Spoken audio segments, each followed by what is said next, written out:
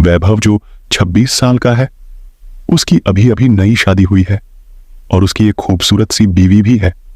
ये दोनों घूमने हिमाचल गए थे, जहां उन्होंने 4 दिन गुजारे। अब उनके दिल्ली अपने घर वापस आने का समय हो गया था। दोनों अपनी गाड़ी में बैठ गए और दिल्ली के लिए चल दिए।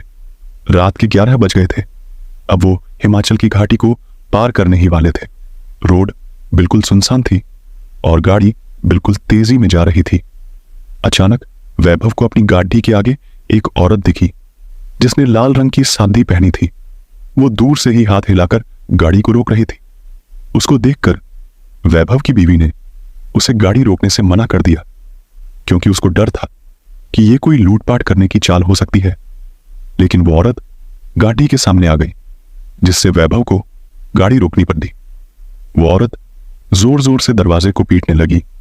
उसके चेहरे के हाव भाव से ऐसा लग रहा था जैसे वो किसी बड़ी मुसीबत में हो।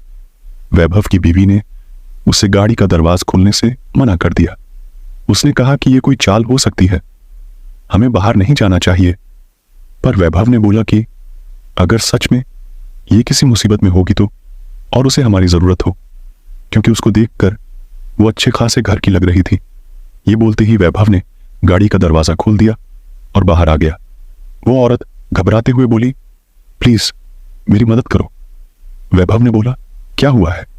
उस औरत ने जवाब दिया कि मेरी गाड़ी नीचे खाई में गिरकर एक पेड़ से टकरा गई है और उसमें मेरी छोटी सी बच्ची फंसी हुई है, प्लीज उसको बाहर निकालो।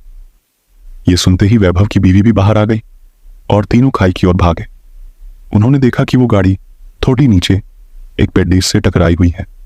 वैभव झट से नीचे की ओर गया। उसने देखा कि पीछे वाली सीट पर एक बच्ची बैठी है जो रो रही है। वैभव ने दरवाजा खोलना चाहा, पर वो नहीं खुला। दरवाजा अटका हुआ था। उसने बहुत कोशिश की, तब जाकर वो दरवाजा खुला। वैभव ने उस लड्डेचकी को बाहर निकालकर अपनी गोदी में रख लिया, पर लड्डेचकी अभी भी रोए जा रही थी और मम्मी मम्मी कर रहा थी। तभी वैभव की नजर आगे वाली ड्राइविंग सीट पर गई, जहां उसे कोई बैठा हुआ लगा।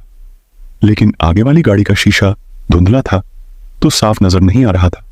उसने अपने कपड़े से उसे साफ किया और जो वैभव ने देखा, उसे देखकर उसकी पैरों तले जमीन ही खिसक गई। उसको विश्वास ही नहीं हो रहा था। उसने देखा कि आगे वाली सीट पर और कोई नहीं, उस बच्चे की मां थी जो मदद के लिए वैभव को बुला रही थी। उसने देखा कि वो औरत के माथे से खून निकल रहा है और उसकी मौत हो चुकी है। वैभव की पत्नी ने वैभव की हालत देखकर झट से उसके पास आई और वो भी ये मंजर देखकर हैरान हो गई। ये देखते ही वैभव और उसकी पत्नी ने पीछे की ओर देखा, जहां वो औरत खड़ी थी, पर वहां अब कोई नहीं था।